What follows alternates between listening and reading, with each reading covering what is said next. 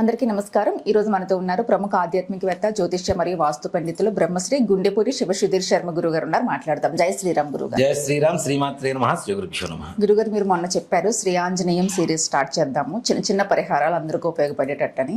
అందులో చాలా రెమెడీస్ చేసుకోవచ్చు అని చెప్పారు మీరు. అందులో భాగంగా ఫస్ట్ది అనుకున్న పనులు అనుకునేటట్టు అయ్యేటట్టు, అంటే ఏ ప్రయత్నం చేసినా ఫలించాలి. తప్పనిసరిగానా ఆంజనేయ స్వామి వారి నామస్మరణ సకల కార్య సిద్ధి కలుగు చేస్తుంటుంది. ఎందుకంటే ఆయన గురించి చెప్పాలంటే ముందు ఫస్ట్ మనం బ్రీత్ తీసుకోవాలి, గ్యారంటీ. అంత గొప్ప తత్వం కలిగినటువంటి ఒక శక్తిమంతుడు ఆంజనేయ స్వామి వారు. ఆయన నామస్మరణ చేసిన ఆయనకి పూజా విధానాలు, శ్లోకాలు, ధ్యాన శ్లోకాలు, దండకాలు, సహస్రాలు, అష్టోత్తరాలు అనేక రకాలు ఉన్నాయి నాన్న. వీటిల్లో అతి రహస్యమైనటువంటి, అంటే ఇప్పుడు ఆంజనేయ స్వామి వారి సుందరకాండే తీసుకుందాం. సుందరకాండలో అనేక రకాలైనటువంటి సర్గలు ఉంటాయి. సర్గల్లో మనకి అనుకున్న పనులు అవ్వడానికి కొన్ని రకాల సర్గలు ఉంటాయి. ఒకటి వివాహం కోసం, ఒకటి సంతానం కోసం, అట్లా ఒక్కో రకమైనటువంటి సర్గలు ఉంటాయి. ఏదైనా సరే మనం అనుకున్న పనులు అస్సలు ముందుకు వెళ్ళటం లేదు, ఎంత ప్రయత్నం చేసినా పనులు కావటం లేదు అనుకునేటువంటి వాళ్ళకి నిజంగా చెప్పాలి అంటే ఆంజనేయ స్వామి వారి పరిపూర్ణమైనటువంటి అనుగ్రహం కలగాలంటే ఈ మాట ప్రతి దాంట్లో చెప్తాను నేను, ప్రతి ఎపిసోడ్లో చెప్తాను నేను.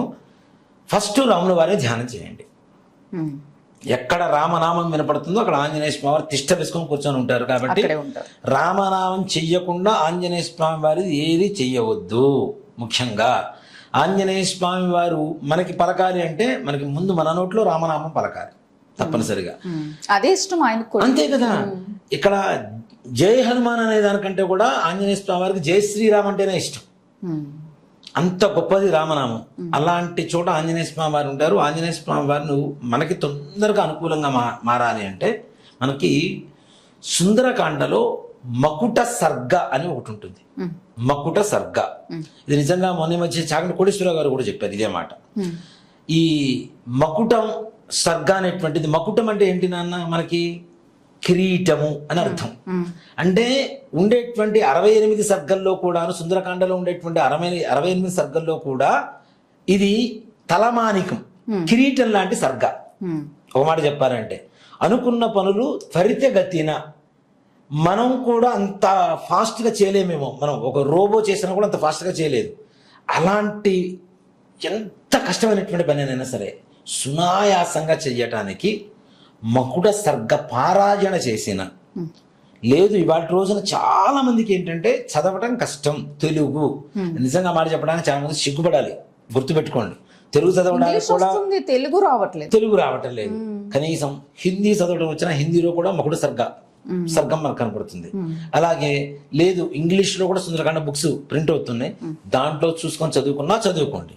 లేదు తెలుగు చదవగలుగుతాం, చక్కగా తెలుగు చదువుకోండి. ఇవి ఏవి మా వల్ల కాదు, చక్కగా మకుట సర్గ పారాయణ అని చెప్పి యూట్యూబ్లో కొట్టండి, చక్కగా మంత్రాలు వినపడుతూ ఉంటాయి. ఎవరైతే 27 రోజుల పాటు ఈ మకుట సర్గ పారాయణ చేయడం కానీ వినడం కానీ చేస్తారో, నిజంగా ఇంకోటి కూడా చెప్తానన్నా, మకుట సర్గ పారాయణ చేసేటప్పుడు ఆ సర్గ కొన్ని రోజుల పాటు మనం అలవాటు చేసుకున్న తర్వాత కనీసం ఒక 11 రోజులకు అలవాటు అయిపోతుంది. మిగిలిన 17 రోజులు వినేటప్పుడు మనం రాస్తూ ఒక్కసారి కనుక చదవగలిగితే ఇంకా త్వరితగతిన పూర్తవుతుంది. ఆ సర్గ రాస్తూ ఎంత పెద్ద గుర్తుండిపోతుంది. ఎంత పెద్దదేం కాదు, మకుట సర్గ పారాయణ అనేటువంటిది పెద్దదేం కాదు, చిన్న భాగమే. అది రాస్తూ గనక ఒక్కసారి మనం చదువుతూ రాస్తూ ఉంటే అస్సలు మీరు అలా రాయటం మొదలుపెట్టి చదవటం మొదలు పెడుతూ చేసిన తర్వాత 5 రోజుల తర్వాత మీ పనులు ఎలా ఉంటాయో మీరు చెప్పండి. ఫాస్ట్ లో సూపర్ ఫాస్ట్ అనమాట. ఇప్పుడు మనకేదో కొత్తగా ట్రైన్ వచ్చింది చూడండి, ఒకటి గరీబ్ రథ్, దాని తర్వాత ఇంకోటి ఏదో వచ్చింది కదా భారత్, వందే భారత్. ఆ వందే భారత్ ఎంత ఫాస్ట్గా వెళ్తుందో అంత ఫాస్ట్గా వెళ్తాయి పనులు కూడా. కాబట్టి మకుట సర్గ పారాయణ ఆంజనేయ స్వామి వారి సుందరకాండలో విశేషమైనటువంటి సర్గ అది. దాన్ని పారాయణ చేయటం, దాంతోపాటు చక్కగా రాస్తూ చదవటం.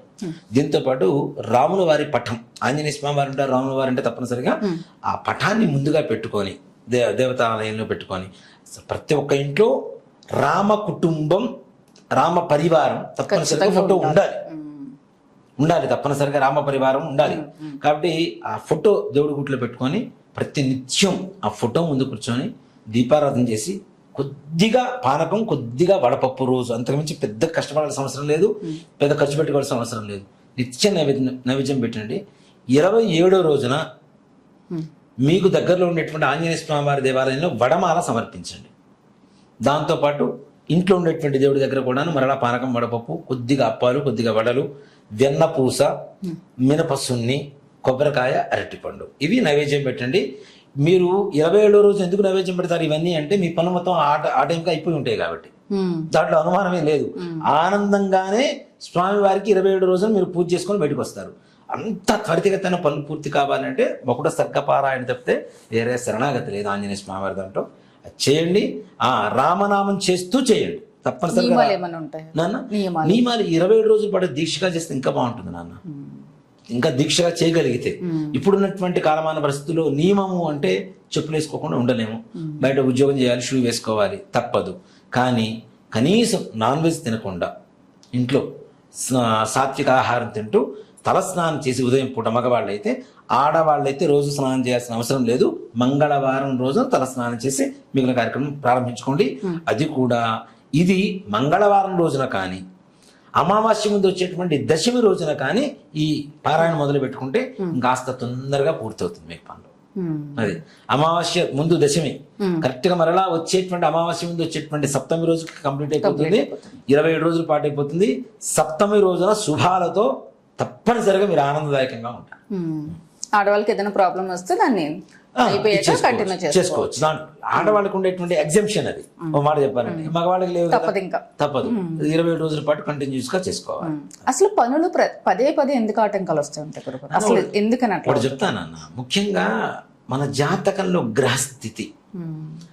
గ్రహస్థితి ప్రకారం మనకి పనులు ఆటంకం. ఇప్పుడు కొంతమందికి కొన్ని పనులు ఆటంకం కలుగుతుంది, కొంతమందికి ప్రతి పనులు ఆటంకాలు. పాపం ఎన్నిసార్లు ప్రయత్నిస్తున్నా వాళ్ళకి ఊహ తెలిసిన పని చూసుకుంటే ప్రతి ఒక్కటి పోస్ట్ పోన్ తప్పితే దాని రిజల్ట్ అని మాత్రం అనుభవించరు.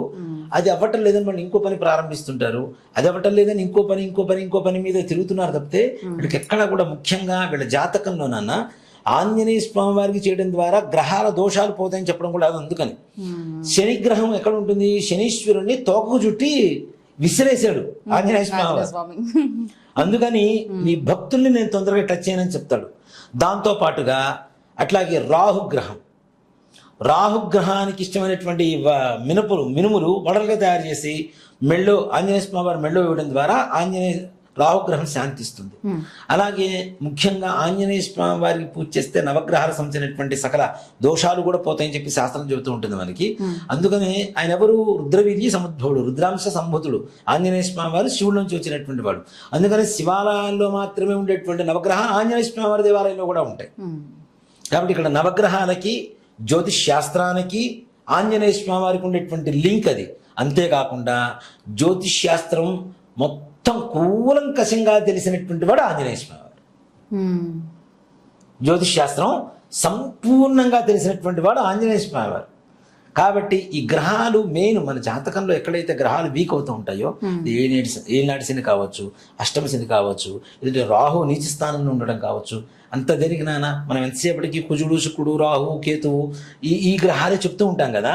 వీటితో పాటుగా శుభగ్రహాలు కూడా మనకి చెడు స్థానాల్లో ఉంటే అవి ఇచ్చేవి చెడు ప్రభావం ఉంటుంది. గురుడే ఉన్నాడు నాన్న, గురుడు అష్టమంలో ఉన్నాడు లేదా ద్వాదశంలో ఉన్నాడు, గ్యారంటీ దెబ్బ కొడతాడు. మరి గురుడు చాలా అశుభకారకుడు కదా. కానీ ఉండే ప్లేస్ని బట్టి, ఉండే స్థానాన్ని బట్టి తప్పనిసరిగా ఆ గురుగ్రహం కావచ్చు, శుక్రుడు కావచ్చు, ఏ గ్రహమైనా సరే శుభ అశుభ గ్రహాలు, వీటిలో ఉచ్చ గ్రహాలు, నీచ గ్రహాలు అని చెబుతూ ఉంటాం. ఏ గ్రహమైనా సరే ఉండవలసినటువంటి ఉచ్చ స్థానంలో ఉంటే ఏ రకమైనటువంటి ప్రభావం ఉండదు, నీచ స్థానంలో ఉంటే శుభగ్రహాలు కూడా తప్పనిసరిగా చెడునిస్తూ ఉంటాయి. జాతకం చూపించుకోవడం ద్వారా వీళ్ళ పర్సనల్గా ఏ గ్రహాలు అయితే బాగాలేదు దాన్ని బట్టి ఇంకాస్త రెమెడీస్ కంప్లీట్ గా ఇన్ డెప్త్ మనం నీచ స్థితిలో ఉంటే పరిహారాలు ఉంటాయా గురుగారు?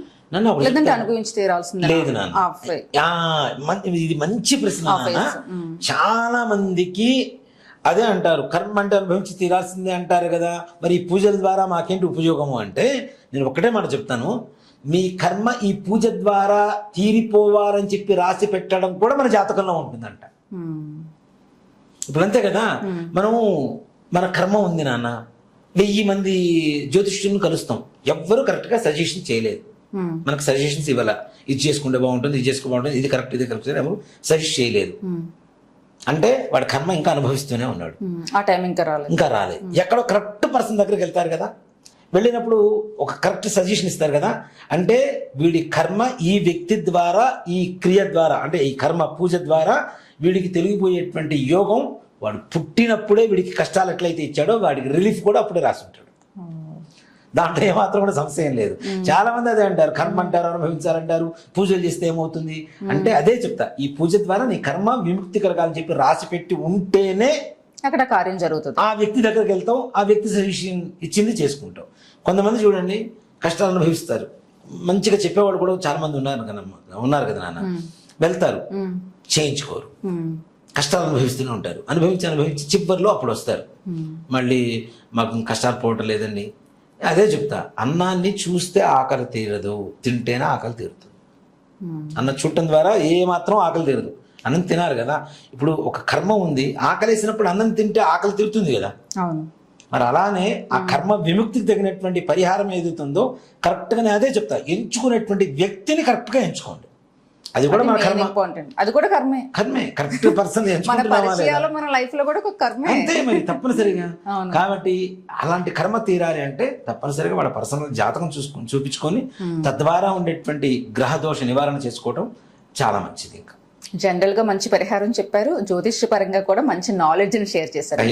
అంటే మనకు ఐడియా ఉండాలి, ఐడియా ఉంటేనే మనం పట్టుకోగలం. అంతే కదా నాన్న, దాని గురించి డెప్త్ తెలిస్తేనే చెప్పగలరు. అవును గురుగారు. జై శ్రీరామ్. జై శ్రీరామ్. శ్రీమాత్రే నమః. శ్రీ గురుభ్యో నమః.